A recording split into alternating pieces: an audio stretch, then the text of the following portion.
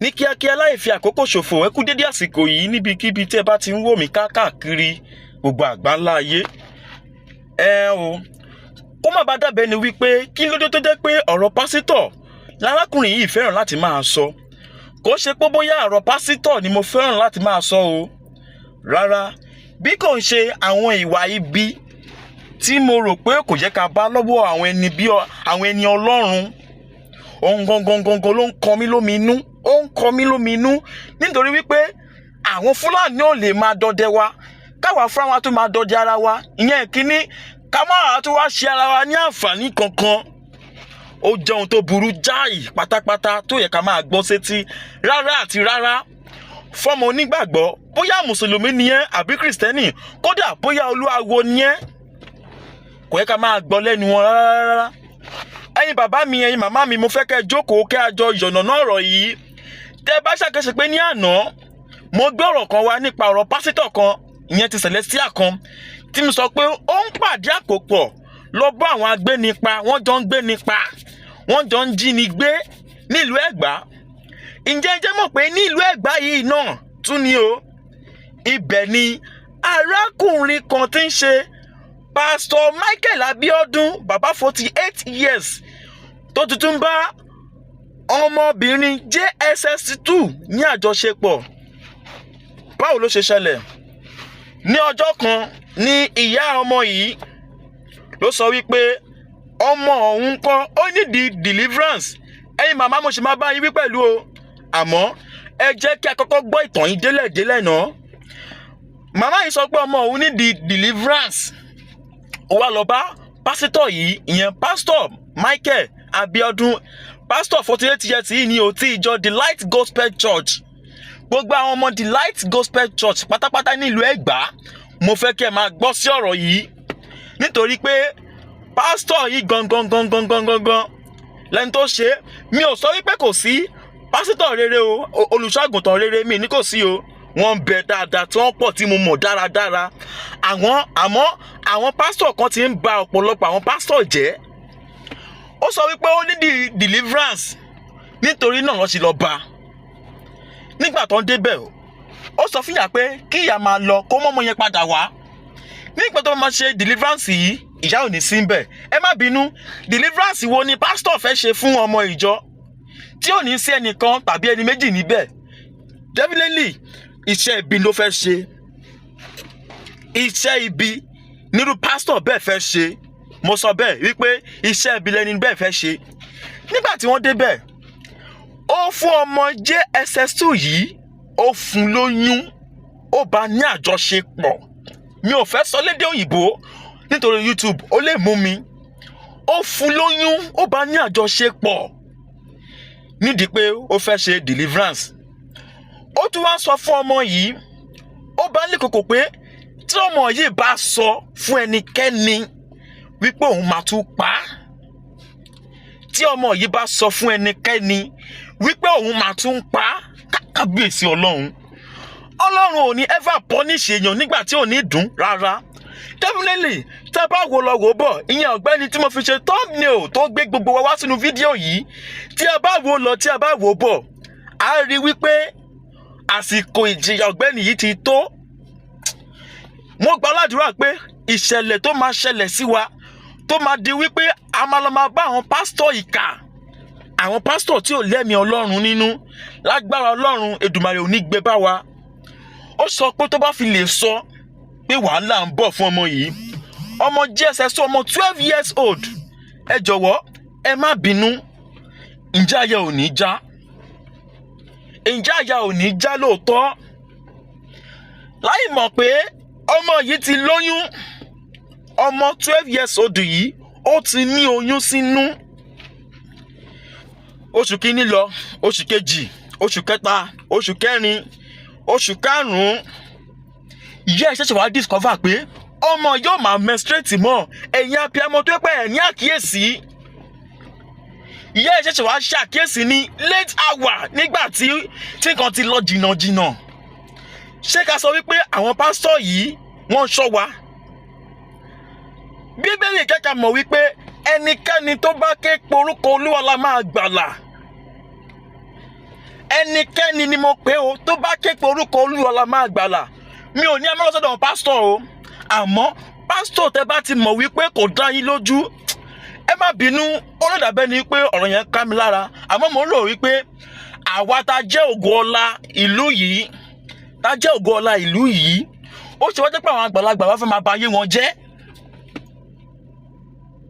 Ó ṣe wá jẹ́ pé àwọn àgbàlagbà fẹ́ máa ba ayé wọn jẹ́. Celestial pastor òun ló ń bá àwọn ajínigbé tí wọ́n jọ ń jínigbé ìyẹn nílùú Ẹ̀gbá kan ṣo yìí náà tún ní o. Gbogbo èèyàn ọmọ ìlú Ẹ̀gbá, ẹ̀yin ọlọ́pàá ìlú Ẹ̀gbá, mo lù yín lọ́gàn ẹnu, ẹ kú iṣẹ́ takuntakun. Ọwọ́ pọ́lábà pásítọ̀ yìí ti ségi nítorí pé ìyá yìí ti lọ mú. Àwọn ẹ̀yin ìyá, kò sí bó tilẹ̀ hùn kó rí, ẹ má jẹ́ kó jẹ́ wípé káwọn pásítọ̀ yìí, àwọn pásítọ̀ ìkà yìí kó máa sọ fún yín wípé pẹ́pẹ́sẹ́ o, deliverance tó bá ti lè ṣe fún yín, fún ọmọ yín níwájú yín, ẹ má bínú, kò kí ń ṣe deliverance. Àwa fúnra wa pàápàá, Bíbélì kẹ́kà mọ̀ wípé níbi tí ẹni méjì tàbí ló fẹ́ nìkẹta ṣe, tó bá ti pe orúkọ ọ̀hún, ó lóun máa gbà wọ́n là. Ẹ rí i pé orú mú mi àbí? Bẹ́ẹ̀ ni, nítorí pé ọ̀rọ̀ yẹn ká mi lára gidi gan nígbà tí mo gbọ́ ìròyìn yìí. Fún àǹfààní àwọn tí ò tí ì gbọ́ ló jẹ́ kí wá sọ ìròyìn yìí ní kíákíá. Ẹ̀yin pásítọ̀, ẹ pe ara yín kí ẹ bára yín sọ̀rọ̀ Ọlọ́run. Èèkan tí Bíbélì ò bá ti fi lé yín lọ́wọ́, ẹ má jẹ́ ká ṣe o. Nítorí pé ohun gbogbo tí ẹ̀dá bá ṣe la máa béèrè lọ́wọ́ ẹ̀ ní ìkankan, which means kò sí àṣegbé kankan láyé. Ilẹ̀ ti mọ́ bá pásítọ̀ yìí. Pásítọ̀ Delight Gospel Church, gbogbo yẹn ọmọ Ẹ̀gbá, ẹ máa gbọ́. Mo mọ̀ pé gbogbo yẹn pátápátá létí fẹ́ gbọ́rọ̀ yìí tán, àmọ́ fàǹfààní náà tí ń bẹ lókè òkun tó jẹ́ pé wọ́n sì jọmọ Yorùbá nítòótọ́, nítorí wọn ló yẹ kí n ṣe fídíò yìí. Ìṣòro tẹ́ bá ti mọ̀ pé agbára yín ò lè gbé mọ́ láti lè sọ fún àwọn olùṣọ́àgùntàn tòótọ́, ẹ má ṣì mí gbọ́, tòótọ́. Nítòótọ́ iṣẹ́ wọn ni pé kí wọ́n máa gbá nílà. Nǹkan tó bá ti kọjá ẹ̀mí ọmọ ènìyàn, ẹ̀tọ́ wa ni gbé láti lọ bá àwọn pásítọ̀ yìí láti gbàdúrà fún wa, nítorí pé a mọ̀ pé àwọn pásítọ̀ yìí, àwọn ẹni bí Ọlọ́run là ń mọ̀ wọ́n sí. Kò ṣe pásítọ̀ nìkan o, àwọn aláàjì náà míì wà tó máa ń ṣe irú ẹ̀, tó jẹ́ pé kára part làwọn náà ń ṣe. Ọjọ́ Ọlọ́run ò tí ì dé ni o. Ìjọ tí ọjọ́ Ọlọ́run bá dé tirú ẹni bẹ́ẹ̀, á mọ̀ wípé kàkí ò kì í ṣe lẹ́dà. Ìyẹn kínní. Bàbá wa ti Olú Ìwó of Ìwó, mo kí yín, mo lù yín lọ́gàn ẹnu, kábíyèsí, kádépẹ́. Youth ni mí, mo kàn fẹ́ kó jẹ́ pé ọ̀rọ̀ yẹn ò fẹ́ yé mi. Ṣé bí mo ṣe wà yìí, gbogbo ara báyìí mo fi support àwọn Yorùbá lápapọ̀, gbogbo ọwọ́. Tí mo gbọ́ ìròyìn kan, yẹ kí n lò báyìí pé mo gbọ́ ìròyìn kan. Nígbà tí mo gbọ́ ìròyìn yìí, ó ṣe mí bákan nítorí pé ìròyìn yẹn pàápàá kò fẹ́ yé mi ní pàtó. Nígbà tí mo gbọ́ ìròyìn yìí, bóyá bàbá yìí sọ̀pọ̀tì Yorùbá nation ni àbí ó sọ̀pọ̀tì ẹni tó fẹ́ dípò ipò ààrẹ tilẹ̀ Yorùbá. Nítorí pé bí ní ìsìn ṣe sọ pàápàá, ó sọ wípé tí wọn ò bá ti lè gbé ọ̀rọ̀ ìlú yìí, ìyẹn tí ń ṣe ààrẹ ìlú yìí, fún ọmọ Yorùbá, wípé àwọn máa kó àwọn kábíyèsí sẹ́yìn. Wọ́n máa kó àwọn kábíyèsí sẹ́yìn wípé àwọn náà wọ́n fẹ́ sọ èròǹgbà wọn bíi rálì, báwọn náà fẹ́ ṣe rálì. Àmọ́ mo kò wá rò wípé káàzúmù pé àwọn bàbá yìí wọ́n ti ń bí pé káàzúmù pé àwọn bàbá yìí sọ́pọ̀tì Yorùbá nation. Báwo ni ìbá ti dùn tó táwọn bá lè sọ́pọ̀tì wa fún àwọn tó ń ṣe Yorùbá nation, tó bá lè sọ́pọ̀tì wọn. Nítorí pé mi fami pàápàá, tó bá ti ní pé ó yá, èmi fami pàápàá mo rẹ́dì. Ó yá, ìlú tí ò bá sófin kò ṣẹ̀ṣẹ̀, kò ṣẹ̀ṣẹ̀ ń bẹ̀. Àmọ́ kí àwọn ajínigbé wá máa jí wa gbé lọ́tùn lósì. Ẹ jẹ́ ká mọ àwọn tó ń jínigbé gangan, ṣé àwọn Fúlàní ni àbí àwa ara wa gangan pàápàá. Àmọ́ nígbà tí bàbá yìí tí mo gbọ́ ọ̀rọ̀ bàbá yìí, mo rò wípé ṣé ká sọ pé ṣé ni bàbá yìí ó ń sọ̀pọ̀tì Yorùbá nation ni àbí ká sọ wípé bàbá yìí ń sọ̀pọ̀tì àwọn tó máa dìbò ipò ààrẹ kó má bàa bọ́ sí àwọn ọwọ́ àwọn Arẹwà mọ́. Dádì, ẹ ṣe kúkú sọ̀pọ̀tì àwọn Yorùbá nation yìí, ọba kẹ́ẹ̀pẹ́. Tẹ́ bá sọ̀pọ̀tì wọn, inú wa máa dùn. Àwa YouTube pàápàá a máa lẹ́nu ọ̀rọ̀, a máa rọ́rọ̀ sọ. Àmọ́ nígbà tẹ́ bá sọ̀pọ̀tì wọn, ìgbà ohun gbogbo fẹ́ tó dáa. Ìgbà ohun gbogbo fẹ́ tó dáa nílùú yìí. Ẹ wò wá, ẹ wo bóhun gbogbo ti ń lọ. Ẹ wo bóhun gbogbo ti ń lọ. Ẹ wo bórílẹ̀-èdè yìí ṣe rí. Lẹ́ẹ̀ni nìkan ṣe, èmi fúnra mi tí mò ń sọ̀rọ̀ yìí, Haúsá méjì ọ̀tọ̀ọ̀tọ̀ ló pè mí lórí ìpè mi. Ìkan head pẹ̀lú 82, ìkan head pẹ̀lú 85. Tí wọ́n ń pè mí tí wọ́n fa Haúsá bá mi sọ̀rọ̀. Ní ìjọ́ kan mo wà ní yàrá mi nǹkan bí aago 10 ní ìpè mi kọ́ dédé dún pé gbìrìngbìrìn. Mo wá gbé tí mo kọ́ rò pé bẹ́ẹ̀ kan náà àwọn pàdé mi tó pé àjọ máa ń sọ̀rọ̀. Mi ò mọ̀ wípé àwọn ajínigbé ni. Bí wọ́n ṣe pè mí báyìí, mo kàn ní question tó kọ́ bèèrè lọ́wọ́ mi ni pé ibo lo wà? Ibo lo wà? Bí wọ́n ṣe béèrè question yẹn nìyẹn. Mo kàn wá sense pé níbo ni mo wà láago 10. Àbí àwọn people yìí ní tracker ni. Ẹ má yẹ ká gbàgbé o.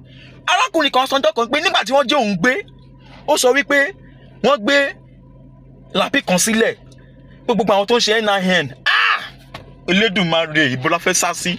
Gbogbo àwa tá ṣe NIN, ibo la fẹ́ sá sí? Wọ́n ní pé wọ́n fi NIN, wọ́n fi mọ àwọn tí nọ́mbà wọn wà lórí ìpè ní kálukú kọ̀ọ̀kan máa dédé yọ síìmù wọn. Tọ́jú síìmù wọn, oníkan tó máa ṣe sí, tó bá ti lè ṣe sí báyìí, ó máa gbé gbogbo kọ́ńtàtì ẹni ẹ̀ wá. Ibẹ̀ ló ti máa mọ báńkì tẹ́ni ẹ̀ ń lò, oye owó tó ní. Kí ló dé? Àwa lè sùn ká de ojú méjèèjì pa. Àwọn tó wà ń lo òyìnbó tẹ̀ máa, táwọn ìlú mi bá pè mí, wọ́n máa sọ pé ọmọ mi Olúwaṣẹ́gun, máa ní máa bí sá. Ibo lẹ wà báyìí tẹ́ ń drive báyìí? Ó máa sọ fún mi pé àwọn ṣì wà nínú mọ́tò, àwọn ń drive láago 11, aago 12 lóru. Ẹni bá dánwò ẹ̀wò nílùú tá a wà yìí, wà látàláì ó rugo eyín, igi oyin gbà lóru. Ẹ wò, a lè sọ̀rọ̀ níta gbangba káwọn ènìyàn gbọ́. Inú mọ́tò ni mo ti ń ṣe fídíò tí mò ń ṣe yìí. Ẹ jọ̀wọ́, dádì, mo rọ̀ yín, mo bẹ̀ yín, ẹ dẹ̀ try kẹtẹ̀ kan ṣe tiwa. Ẹ bá wa pa àwọn lọ́balọ́ba yìí jọ. Ẹ bá wa pè wọ́n jọ. Ẹ jẹ́ ká gbára wa kó lọ́wọ́ ìṣòro Nàìjíríà yìí. Sáà mi ní parọ́, ó ti sú mi. Àwọn àtún ló ti lọ láti ọjọ́ yìí. Ẹnì kankan sọ̀rọ̀ sí. Ẹnì kan dẹ̀ ń kọ́ owó rọ̀gùrọ̀gù. Ó kọ́ lọ sí ìlú Niger. Àdéhùn kankan ṣe sí. Tí wọ́n sá ni wípé Ọlọ́run ọba máa fi iṣẹ́ máa ṣọ́ wa. A máa dábò ẹ̀bù wa. Ìkànnì tẹ́já sí yìí ni fáwọn tí ò gbọ́ mi, because bí mo ṣe ń sọ̀rọ̀ inú ń bí mi. Fún àǹfààní àwọn tó jẹ́ pé wọ́n ṣe ń join ìkànnì yìí. Lovers Arena TV níbi tí ẹ já sí. Bí tẹ́ ẹ já sí gangan ni ẹ jọ̀wọ́ ẹ bá mi subscribe, ẹ pín kó délé kó dé gbòòrò. Ẹ jẹ́ ká gbára wa wọ sílẹ̀ lọ́wọ́ àwọn pásítọ̀. Ẹ̀yin òbí, ọ̀rọ̀ yìí ẹ̀yin gangan ló kàn gbọ̀ngbọ̀ngbọ̀ngbọ̀ngbọ̀n. Nítorí pé nígbà tí àwọn pásítọ̀ yìí bá gbé yín mọ́ra tán, àgàgà yín obìnrin, táwọn pásítọ̀ yìí bá gbé yín mọ́ra tán, wọ́n máa sá lọ o. Problem máa dé tẹ̀yìn nìkan o. Ó sì máa dé tẹ̀yìn nìkan o. Àwọn pásítọ̀ tó bá ti mọ̀ pé ẹ trust ní kẹ́ máa pè. Lágbára Ọlọ́run, ìṣòro tó máa dé bá tó pà nílé kí ọ̀fọ̀ ara wa, Èdùmàrè onígbé bá wa. Ẹ má yẹ ká gbàgbé pé Bíbélì sọ wípé nínú ayé ẹ ó rí ìpọ́njú, àmọ́ ẹ tújú ká nítorí pé òun ti ṣẹ́gun ayé. Ọlọ́run máa ṣẹ́gun ẹ̀ fún wa. Ẹ má yẹ ká máa bá àwọn pásítọ̀ yìí mọ́. Lákòótán ara, ẹ wò, ẹ má bínú bó ṣe ń ká mi lára sí. Ọ̀pọ̀lọpọ̀ àwọn ènìyàn ni wọ́n ti lu gbàǹjo yìí káàkiri. Àwọn ìròyìn tí mo dẹ̀ ń gbọ́ yóò tẹ́ mi lọ́rùn. Jínigbé yìí pọ̀. Àwọn pásítọ̀ kan tí wá bẹ̀rẹ̀ wàhálà títí wọn. Kò sí pásítọ̀ nìkan o. Ó ń ṣẹlẹ̀ ní Mùsùlùmí, babaláwo, gbogbo wa ní kí ni ìjọ ṣe o. Àmọ́ kò ní kálukú tọ́ ọmọ àbáṣọ. àwọn ènìyàn ẹ jẹ́ ká máa gbàdúrà yóò dára fún wa o yóò dára fún wa lágbára Ọlọ́run. Ẹ ṣé púpọ̀. Lovers Arena sì ni ẹ já sí, ẹ subscribe fún àǹfààní àwọn tó bá fẹ́ pè mí. Nọ́mbà mi ẹ máa rí kẹ́ tó wo fídíò ẹ máa ti rí ńbẹ̀, ẹ lè pè mí lágbára Ọlọ́run dára fún wa. Fún any information tẹ́ bá tún gbọ́ ẹ pè mí, ẹ send sí mi lórí WhatsApp. Inú mi máa dùn gan. Ẹ jẹ́ kájọ fún mi ọ̀rọ̀ jómitóró ọ̀rọ̀ á dára fún wa. Ẹ ṣé o.